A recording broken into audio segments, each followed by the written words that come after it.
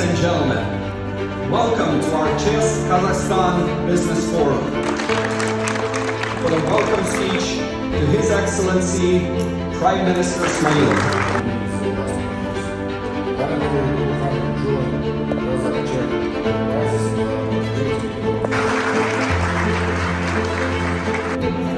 Should say that I knew he was a resident of this very important